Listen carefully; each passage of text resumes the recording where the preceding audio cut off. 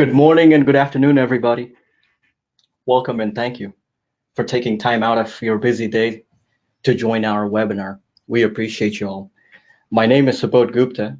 I'm the founder of Franpos. Most of you on the webinar already know me, and those I have not spoken to, hello. Here with me, I have Jordan Booker, who is our marketing manager, and she's the one who put this together, our first webinar ever. So big thanks to her. She'll also be co-piloting with me on this webinar. Hi guys. When we were going through the content for this webinar, we found that it would be too much to put everything on a single webinar for all of us to digest. So we decided to make it a three-part series. Today, we will be doing an introduction of growth marketing. Then we will follow next week with how to set up, activate, and track.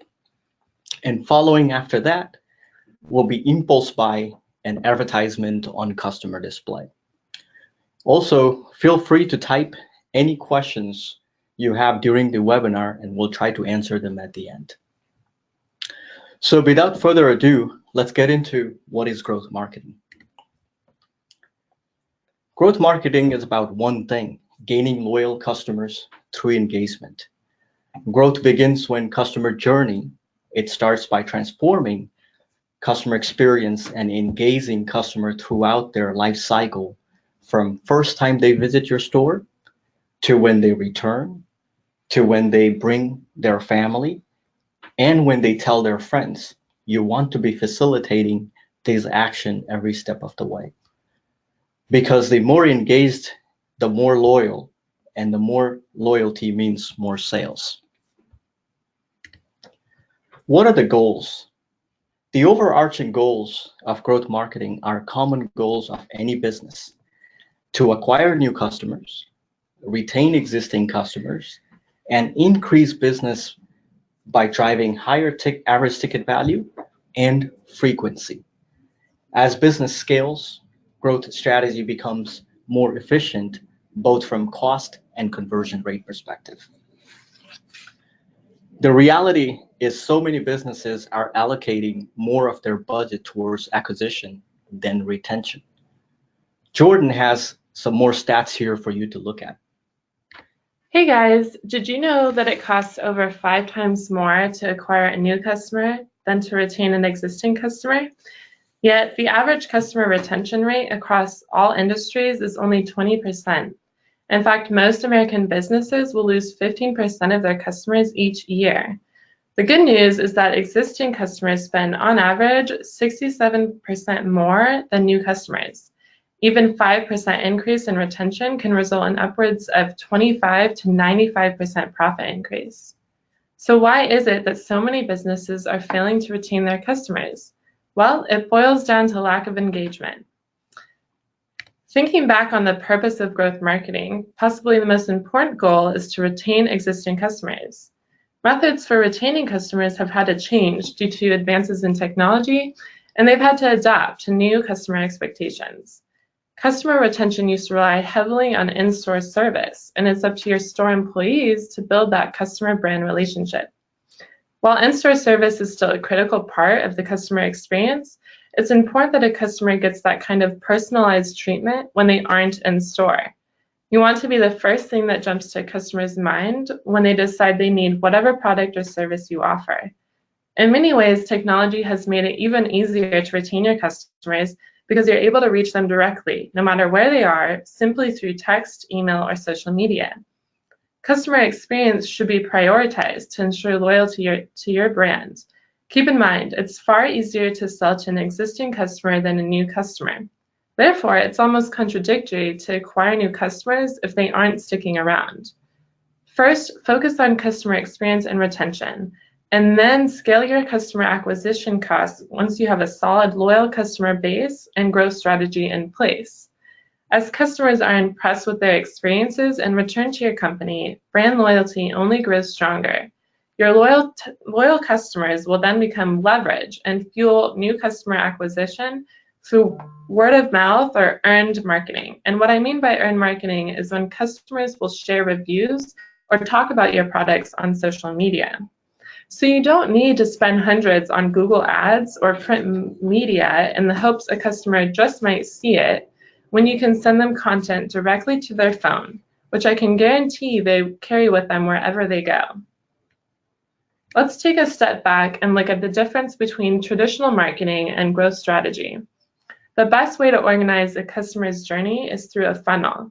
In this case, we will focus on the AARRR framework funnel. Initially, it was created for e-commerce, but it can be applied to any and all businesses.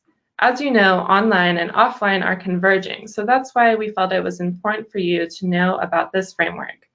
You can use this framework to measure and improve every phase of your customer's journey and keep track of where you might be losing customers, but also identify which areas are driving the most customer engagement so you can optimize your ad budget. So let's get into the funnel. Acquisition. You can also think of this as awareness. This is where every customer's journey starts, and there are endless channels for how a customer may become aware of your company. You want to understand how they found out about you and did they convert to a customer. Activation. Activation focuses on the overall quality of a customer's very first experience. It has a lot to do with your product and service. At this phase, customers are looking for the aha moment, meaning when a customer understands what your product or service is about and why it's important to them. It's when they attribute value. You want them to be thinking, why haven't I been here before? Or this is exactly what I've been looking for. Retention. This is when a customer returns to your store. How often do they return? Are they spending more during their visits? Referral. When your customer tells their friends, family, or even their followers about your store. You want to think about ways that you can turn your customers into advocates. And revenue. At this point, you should be seeing that your average ticket price is increasing as existing customers are spending more during their visits. Customer engagement. Think of it this way. Retention requires constant engagement with customers. The more you engage with your customers, the more loyal they become to your brand. That seems pretty obvious, right? Right, there's no point in overthinking it. Nowadays, there are countless ways of interacting with your customers in-store and out of store, and it doesn't require a well-rehearsed sales pitch either. You want to relate with your customers. You want to be sure those interactions are meaningful, purposeful, and consistent with what your customers are looking for. Think about your favorite brands for a second. How do those businesses interact with you? Do you get any special deals through email? Most likely you do. What about text messages? And in return, how do you interact with them? Do you belong to their loyalty program? Do you follow them on social media? How likely are you to buy something from a brand if you get an email or text about their big new promotion? Let me give you a quick example of an awesome customer engagement. A couple weeks ago, we celebrated International Women's Day. I got a text that morning from one of my favorite stores, Cost Plus World Market. They said they were giving out free Fight Like a Girl pens, which I thought was really cool. Shortly after, I received another text. This time, they were letting me know that I had a $10 shopper reward that was going to expire in a couple days. So I decided to go to the World Market near my house after work. I picked up about $50 worth of items. And when I got to the register, I asked the cashier if they had any more free pins. She let me know that they had given out hundreds of pins that afternoon and there were none left. I was bummed I didn't get a free pin, but I was happy that I was able to save $10 before it expired. And think for a second, just one store had given out a few hundred pins in just a few hours. Wow, that's really a cool story. She went in for a free pin, picked up a $50 item, and of course, he saved $10. But think about that whole interaction, right? A text message caused her to go back into the store and shop for $50. And I'm pretty sure all those people who went in for the free pin bought something. So again, this is a story of a multi-billion-dollar corporation, but we have brought that same technology for all our customer base here. So we have build growth marketing that supports both email and text messages at the same time. So let's get into the engagement strategies. So like I said, both email and text messages, and you can choose how to apply them based on the conditions that may arise. So let's look at some KPIs and numbers. Average open rate for email is 22%, whereas SMS or text message is 99%. That's 5 times higher. User response rate is 2.5 days on an email, whereas 90 seconds for on our phone. And we all know from our own experiences that if a text message shows up, we are looking at our phones. So that is 2,400 times faster that you got to them compared to email. Click-through rates. So if a link is in an email, people would click 4.2% of the time, whereas in SMS, 19%. So that's 5 times higher. Message an individual receives on a monthly basis. I mean, this is an average, but think about us, the business owners on this call. We probably receive thousands, not just 1,200. But from a text message perspective, you're getting anywhere between 200 to 250. So think about this: 7x less that you get text messages. Hence, the response would be higher. Also, spam, email. We all use either Gmail or Office 365 or any of these third-party provided services. Most of them have really good spam filters where all promotional emails get categorized as spam. Or junk mail in case of Microsoft. Whereas in text, there is no concept of spam. Apple does it, where you can mark something as spam, but that's 1% of people doing it. So if you look at the stats, of course, you will use text messages for fast and efficient promotions and instant gratification. So if you want to have a sale day today, send it in the morning, you'll have customers come into your store that day. Email for long tail marketing, where you are doing a promotion next month and you're gearing up your customers for that, and perhaps follow up the day off with SMS, and that will bring your promotion or sale day a successful day. So what's next? On March 27th, like I described earlier when we opened, that we wanted to split this into 3. So on March 27th, Steve will get into how-tos of growth marketing, where he will show you how to set up, activate, and also track. Following right after that will be April 3rd, where we will talk about advertisement and impulse buy on customer display. Same exact idea, how to set up, activate, and track the values on this end as well. So that's all for today. That's all for today. Thank you. Let's look at the Q&A question.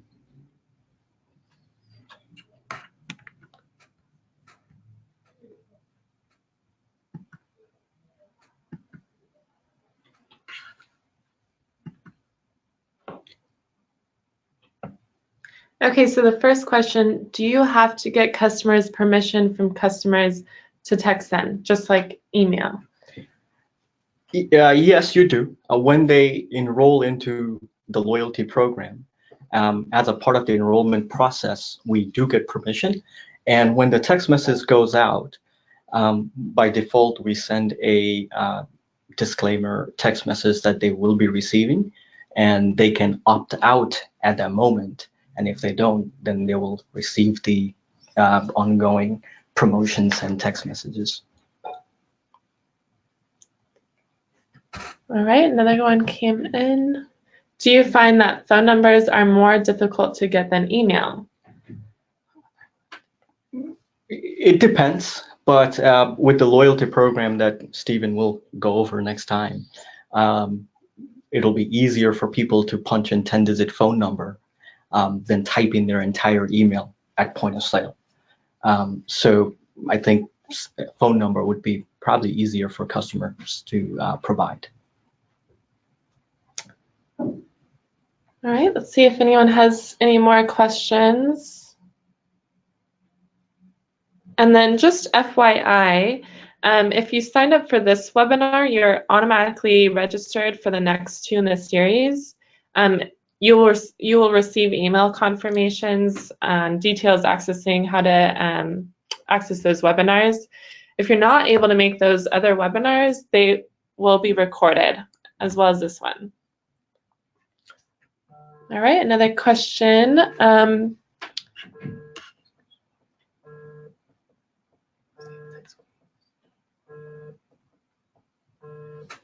This is more of a comment, Rob. We'll reach out to you after this webinar so we can kind of discuss what's happening there.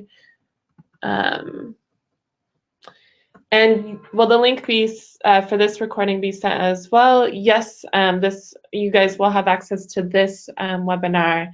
I'll be sure to send that out through email.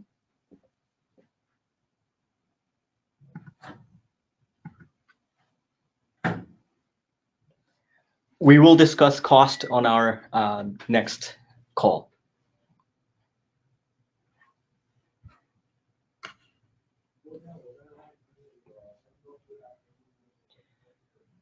Okay, we'll give it a few more minutes if we have any more questions. Thanks, Ryan.